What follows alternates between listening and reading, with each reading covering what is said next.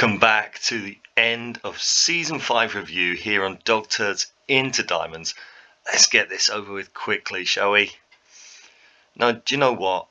I'm going to be positive. I think the second half of this season was really, really difficult. The form obviously went through the floor. We slipped out of the playoff places right at the end of the season. It was very, very frustrating, but at the same time, I do think we got to kind of be positive. It was tough, but to compete at the top end of the table in our first season up as a semi-professional team, and for me, the biggest issue was the fact that because we don't train, we didn't have the fitness levels to just keep putting the same players out. We had to change. In the last few months of the season, we had to change the starting 11 basically every single game. It wasn't nice the way it finished, but it was tough at the same time, and we just don't have the same resources as a lot of the other teams in this league. So we certainly overperformed. I am going to ask the board if we can go professional again. I don't think they're going to accept. We're kind of, I think, 80,000 in debt now, but that is a lot better than it was last season. We'll have to see what the board say about that. It would help us so much to go professional, but we'll have to see what the reply is.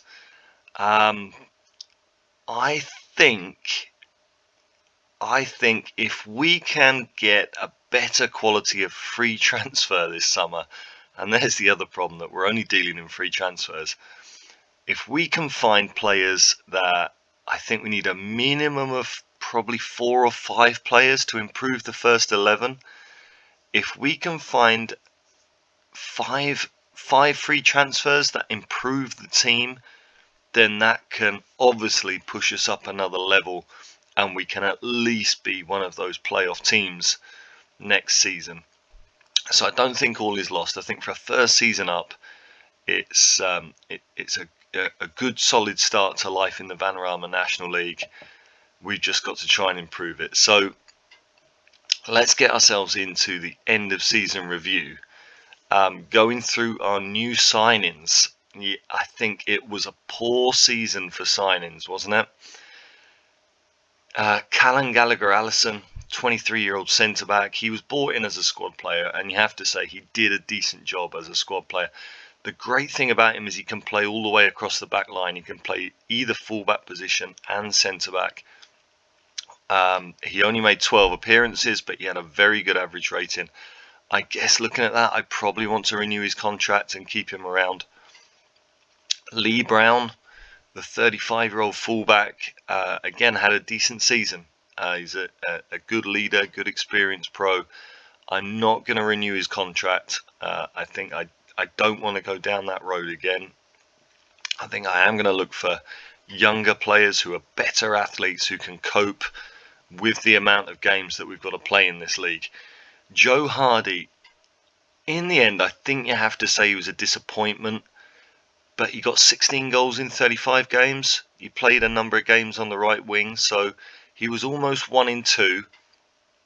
Hopefully next season I can maybe use him a little bit better and get a bit more out of him. So I think the jury is kind of out on Joe Hardy. If he can improve next season, he can be a superb player.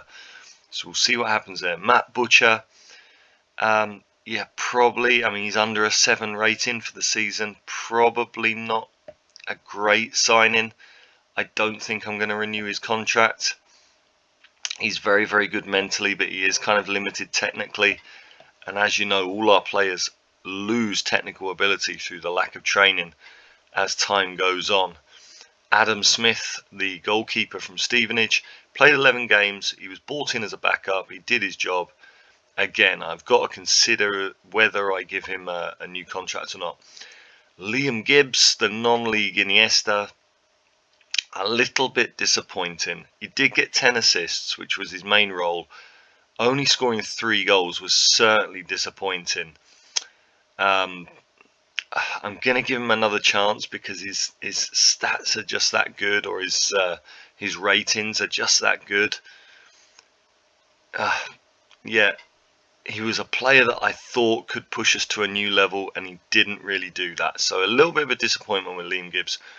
Ian Smith, the centre-back, stroke defensive midfielder, released by Manchester City, had a poor season, 6.86. The game engine doesn't help ball-winning midfielders in terms of their ratings, but I think he was poor anyway.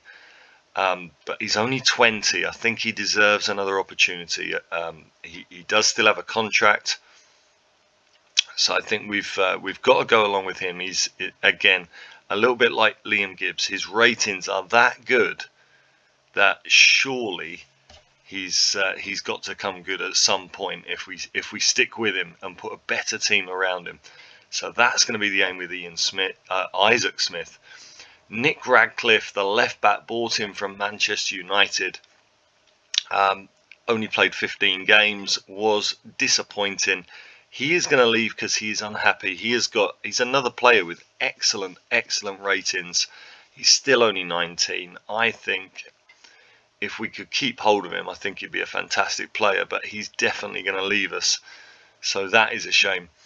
Jake Reeves came in at the end of the season, played 9 games. A very good player, again at 33 years old. He's already losing physical ability. Do I want to stick with him? I'm not sure I do. Ronan Curtis, the 30-year-old winger, 13 caps for Ireland. 5 goals and 7 assists, a 6.8 rating, was very disappointing. I'm not sure I'm going to stick with him either. Zidane Iqbal was very disappointing. Played 23 games, 3 assists. The ex-Manchester United and Norwich man. He's actually been improving of late, but I don't. Yeah. Do I keep him around as a squad player? Maybe. He just didn't do it, did he? Generally speaking, all of our signings this season were very poor. Joseph Potter was brought in more for the youth team as a future potential. He has been probably the worst trainer in the squad. So I think you have to say I largely got all my signings this season pretty wrong. They really didn't work out. And there's an argument that as the season went on, the team obviously got worse and worse. So I think there's some players there that could come good. I think I probably get maybe a D on signings. Yeah, it wasn't my best season. It was certainly the worst season we've had in terms of the signings not really working out. So let's have a look here at the season results. We've skipped over results. I think we've gone straight to a season to remember. Okay, no, we haven't. All right, I've got that wrong. Alright, so apparently it was a season to remember. The board are delighted that we managed a top half finish. Yeah, I'm not delighted. I mean, you can see on the screen there on the right hand side, results were good at the start of the season. They started really well. We had a little spell in the middle there, recovered a little bit. And then by the end of the season, it just turns into a sea of red. Really disappointing end to the season. So the board are happy, which helps us, but yeah, I'm not. The FA Trophy, frustrated to go out of the quarter-final, but at the same time, I think that was a decent achievement. It was our best ever run in the FA Trophy, and of course the quarter-final defeat came once we were into that horrible run of away form. So yeah, probably quite pleased with that. And the FA Cup, a second-round appearance again. I think Ebbsfleet at home, losing 3-1 in that game when we of course went down to 10 men. I think that probably was the start of our drop in form. Looking back, that was kind of the turning point in the season. But to reach the second round was pleasing. We got some decent money in. Overall, got to be pleased. Our biggest win. There you go, there's another one of the problems we've had this season. A 3-0 win against Chesham, our biggest win of the season. That was in the FA Cup against lower league opposition. Our biggest win in the league 3-0 against Yeovil, which was very pleasing. I think we beat them 3-0 away as well. So we certainly did well against Yeovil. Decent enough. And goal of the season was Joe Hardy again. What was this goal? I cannot remember. This great strike from the diamond striker as he scores a well-struck effort from 27 metres. I remember this as being the game where Joe Hardy got a hat-trick, of course. Let's have a look here. I think we did look at these goals, did we not? In the pre-game part of... Let's have a look. So there are 3 Joe Hardy goals, so I can't remember which it is, so we'll watch all of them. I think there's a couple of these are long-range goals, so we're probably going to be watching all of them and still not be sure which is the goal of the season. But let's have a little look. Yeah, so Joe Hardy was absolutely phenomenal in this game. I mean, could it have been that one? I think it might have been that one. That was absolutely phenomenal, that first goal. And then, as I remember, this was another long-range strike, wasn't it? I mean, I think the first one was better. I'm going to pretend the goal of the season was that first one, because that was certainly better. Let's not talk about our defending in this game. We were absolutely hopeless. We have got to find, I think, a really good centre-back in the summer. And I mean, that one was pretty nice from Joe Hardy as well, wasn't it? That was a gorgeous little finish. Hopefully he can show a bit more of that form next season. Yeah, so those were Joe Hardy's goals. Pick the one that you think was the best and call that the goal of the season. Jack Brown's goal was pretty nice there as well, and they, of course, then ended up taking a 4-4. I remember now that we actually did this as a live com game, didn't we? So there you go. Joe Hardy gets goal of the season. He was phenomenal in that game, no doubt about it. I'm expecting, there you go, finances, everything is up.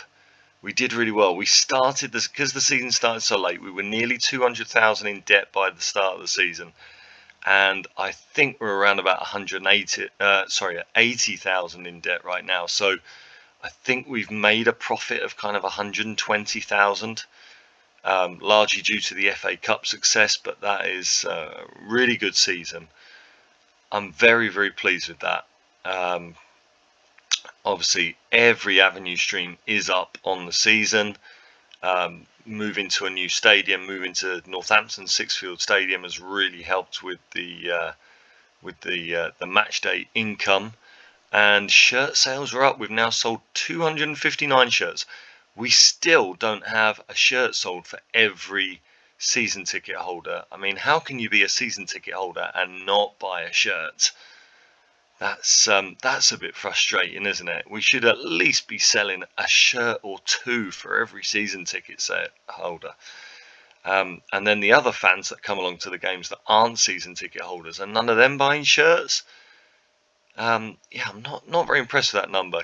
Liam Gibbs is the top shirt seller, while Hughes, Price, Brown, the 3 legends.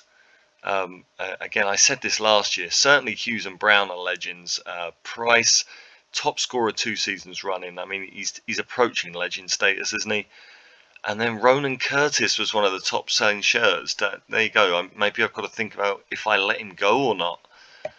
Now, how we lined up, yeah, that was generally the team we went with. It's got Earing and Matt Butcher in the centre midfield. Yeah, I don't think either of them are going to be here this season. Jack Earing, when he came to the club, was a fantastic central midfielder, but his technical skills have just fallen off a cliff with the lack of training, which is a real shame. I think he was our starting central midfielder at the start of the season, and he just went down as the season went on. And it's a very similar story for Bailey Clements. I remember when we bought him in, I said I thought he was a League 2 standard left back, and over the 3 seasons that he's had with us, he's just gradually dropped down, and I now would put him as barely a Vanarama National League left back. So Yeah, disappointing there. You can see only about half the team, a little bit less than half the team, with a green rating at the end of the season. It was a tough old season, wasn't it? Hopefully we can improve that a lot for next season. The accolades. So no awards for me this season. Cameron Gabadebo once again gets Fans Player of the Season and Young Player of the Season. Callum Gallagher-Allison signing of the season, the squad player. Joe Hardy Goal of the Season, top scorer James Price.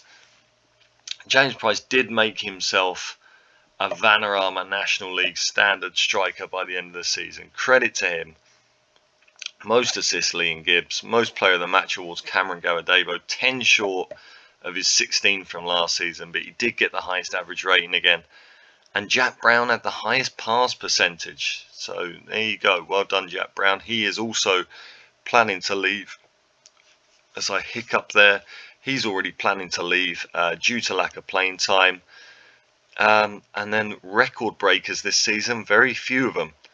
Most goals by a player in a game, Max Waltman and Joe Hardy with hat-tricks. James Price, the fastest goal time, 29 seconds into a game. So there you go. It was kind of, yeah, again, the board are happy. It was kind of a, for me, kind of a disappointing season. But so let's have a look. So Joe Hardy he's been put into the overall best 11, and Lee Brown also goes in. Neither of them are in the starting 11. They are on the bench. They're in the squad. So there you go. That's the best 11 we've got right now. Hughes, Brown, Sterling, Price and Marshews, the forwards. Jack Earing and Jack Brown, the midfielders. Williams, Gabadebo, Ray and Bailey Clements in the defence. And Sam Blair in goal. So the defence at least is very similar to what we have right now. What's the club vision for next season? What do they want from us? We have established ourselves as a Vanarama North tier. I've just done it again. As a Vanarama National League team. They're expecting us to fight bravely against relegation again. I guess with the way we finished the season, that is that is kind of probably spot on, isn't it? We've got to improve the squad. Or, I mean, we've seen what our form was by the end of the season, so we certainly have to improve. And then over the next couple of years, maintain a top half finish. So I think we can accept that. I think it's a very realistic, very low expectation, so it doesn't put us under too much pressure.